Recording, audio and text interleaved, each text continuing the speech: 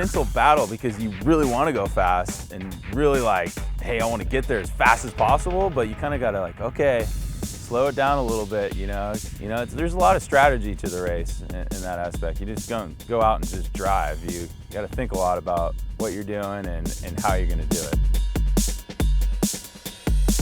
Yeah, even us, you can never be prepared for everything. There's always that one thing that could happen. I mean, last year some guy got lost on GPS. He just completely went the other direction and then realized he was off course, and he would have won had he not gone off course.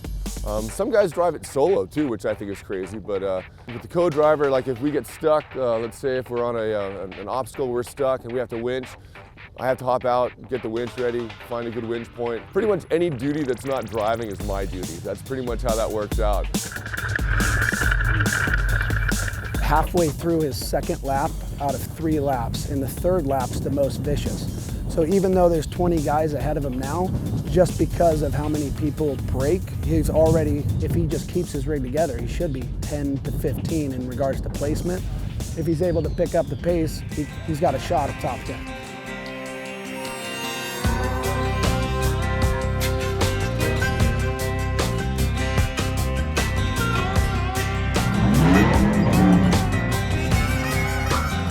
In this type of race, it really, I think the best quote ever was, you can win seconds in the deserts, but you can lose hours in the rocks.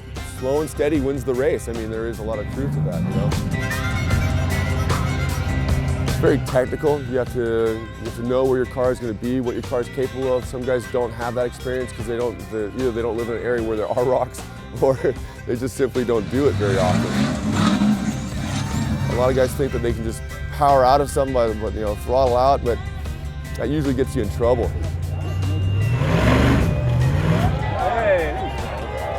In this race, it's pretty much the only people that can help you out are other participants. You cannot, as soon as you're on the course, you cannot have any of your crew come out and help you.